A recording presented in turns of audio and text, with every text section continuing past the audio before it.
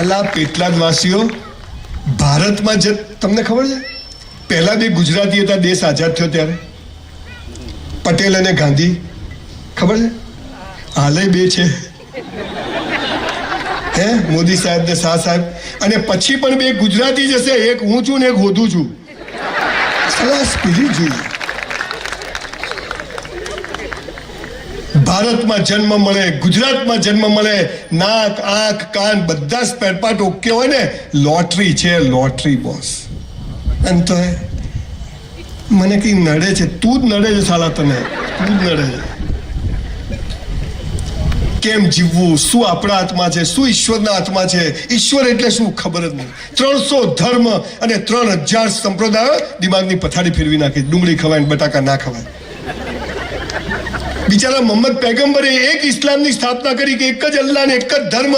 ત્યાં મુસલમાનોએ બી 72 ધર્મો બનાવી દીધા. દિલ હે કે માનતા નહીં. ચાલો, આપણે આપણો જ ભગવાન બનાવીએ છીએ, પણ મૂળ વાત એ છે કે એક બહુ નાની જિંદગી મળી છે, એને કેમ જીવવી એ આપણા હાથમાં. પણ કેવી રીતે જીવવી એ સાલું કોઈ કહેતું નથી. 90 મા બાપ સ્કૂલમાં આવે, મારા છોકરાને 90% આવવા જોઈએ. હવે એ બેના ભેગા કરો ને તો 80 ના થાય. એને 90% જોઈએ. મારો છોકરો બહુ ધમાલ કરે છે, જાત જાતના પ્રશ્નો. એક બહેન મારી પાસે મને કે સર મારો છોકરો તો મોબાઈલ ના આપો ને તો કંઈ કરતો જ નથી, રડે જ છે. મેં તો બેની પેટમાં હતો ને ત્યાં તમે ધંધો જ આ કર્યો છે, એટલે અભિમન્યુ બધું શીખીને આવ્યો છે. બધું ધંધો આ છે. માફ કરજો, થોડી જબાન ચંદ્રકાંત બક્ષીના ગામનો છું. Everybody wants to touch your mind, I want to touch your heart. હે ને, જીવન સાલું અહીંથી જીવાય છે. અને બાકી બધા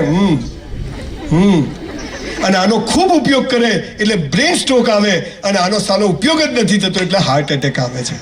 હે ને, આ પાયાની વાત છે. અહીંથી જીવવાનું. આ કાચબો છે, આ સસલું છે, સસલું થાકી જશે. હાય પૈસો, હવાર પડે અને સાલું એમ થાય કે પૈસો જોઈએ, અને સાંજે પથારીમાં પડીએ એટલે એમ થાય સાલી શાંતિ જોઈએ. અને શાંતિ પૈસાથી આવતી નથી. 5 લાખ રૂપિયાનું ડાઇનિંગ ટેબલ આવે સાહેબ, પણ 5 લાખમાં ભૂખ ના આવે. 5 લાખનો પલંગ આવે સ્પ્રિંગ વાળો, પણ 5 લાખમાં ઊંઘ ના આવે. જીવન શું છે, કેમ જીવવું, કશું જ ખબર નહીં. કોક કરવું છે, દેશ માટે કરવું છે. અને એજ્યુકેશન સિસ્ટમે બધાએ ભેગા થઈ અને માણસની એવી હાલત કરી છે કે બજારમાં તમે ફરો તો બધી લાશો જ ફરે. હમણાં હું અહીંયા ગામમાં આવ્યો તો મારા ગામમાં એક ગાડી હતી, પોર્ચ લઈને કોઈ જતું, પોર્ચ ગાડી 3 કરોડની. તો અને પાછળ રિક્ષાવાળો બે એક જેવા, કોઈ ફરક જ નહીં. પોર્ચ કોની, રિક્ષા કોની? તો પ્રિન્સિપાલને મળો પટાવાળા, બે હરખા. બધી લગ્નમાં જાય, 50 તોલા સોનું પહેરે. ફોટો સારો આવવો જોઈએ. તારો ભિખારી નહીં આવે સારો, એમ કે ફોટા આવતા છે. જીવન એટલું ઈશ્વરે મસ્ત આપ્યું છે બોસ. તમે જુઓ, બધી કીડીઓ એક જેવા, બધા મકોડા એક જેવા, બધી ગરોળીઓ એક જેવી, બધા વંદા એક જેવા, બધા હાથીઓ એક જેવા, બધા કાગડા, બધા કબૂતર, બધા મનુષ્ય એક જેવા. ગીતાનો 4થો અધ્યાય એનો 13મો શ્લોક આજે ટાંકીને તમને એક મહત્વની વાત કરું જે તમને કોઈએ નહીં કીધું હોય. નેતાઓ અને ધર્મગુરુએ આપણને નાત જાત ધર્મ સંપ્રદાયમાં વેચીને આપણી કેરિયર પૂરી કરી નાખી છે. 4થો અધ્યાયનો 13મો શ્લોક કૃષ્ણ ભગવાન શું કહે છે? હે મનુષ્ય, મેં જન્મને આધારે જાતિઓ નથી બનાવી, કર્મને આધારે બનાવી છે. તું જેવું કર્મ કરશે એવું તું. પણ 700 વર્ષ મોગલોએ શાસન કર્યું, 300 વર્ષ અંગ્રેજોએ શાસન કર્યું, અને મૂળ વાત ભૂલાઈ ગઈ, અને આપણે બધા જ દિવેલ પીધેલા ફરતા થઈ ગયા છે. કોઈને મજામ નથી, અને તોય કોઈને મરવું નથી. કોરોના મને બચાવી લો, એટલે કાકા 90 થયા, હવે જાઓ. અને ભિખારીઓ બનવાની જે કોરોના આવ્યો ને, જેને મળો ને બોલો ધંધાની પથારી ફરી ગઈ. મેં તો તું પહેલા કરોડપતિ હતો, તું સાલા પહેલા કોઈને ટાઈમસર નતો આપતો. આ તો હાલ બહાનું મળ્યું, કોરોના છે, શાંતિ રાખ. નરેન્દ્રભાઈએ 500 ને 1000 ની ખબર છે 8 વાગે આવીને કીધું બંધ. તો અમારા અમદાવાદમાં જેને મળો બોલો બંધ કરી દીધી. કીધું નહીં, એકદમ બંધ. મેં તારી પાસે કેટલી છે? આપણી પાસે ક્યાં છે? ભિખારી તારે છે શું? બોલો યુક્રેનમાં યુદ્ધ ચાલે છે, તું શાંતિ તારા ઘરમાં ના થાય ધ્યાન રાખ ને. પંચાતો કૂટવી, તાઇફા કૂટવા, કોનું શું થયું, અને એમાં ને એમાં માથે ધોળા આવે છે, અને એક દિવસ પેપરમાં ફોટા આવે, શું થયું ગયો.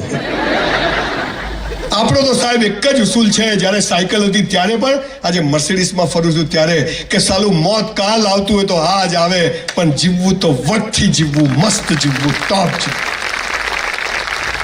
તકલીફ શું છે સાલી, આપણા ત્યાં એક પાપ અને પુણ્યની વ્યાખ્યા ચાલે છે. ડુંગળી ખવાઈને બટાકા ના, એવું બધું જાત જાતનું ચાલે. પાપ અને પુણ્ય એટલે શું? હું તમને સાચી વ્યાખ્યા કહેવા આવ્યો છું, પછી મારા વિષય શરૂ કરું છું.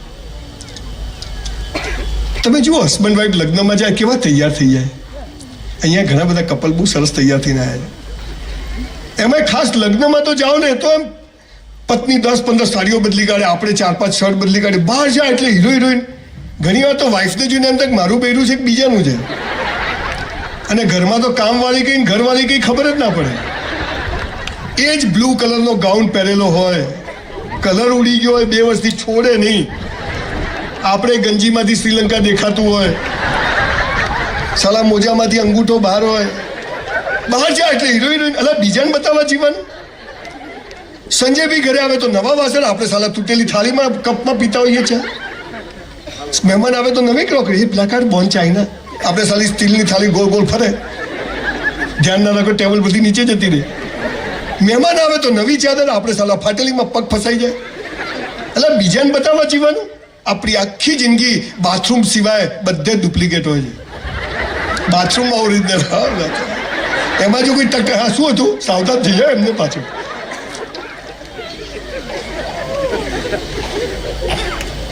સાહેબ પાપ અને પુણ્યની એક મારા લગ્ન થયા ને મારી વાઈફને મેં કીધું પલ્લવી નવા કપડાં પહેર, ઘરમાં છે.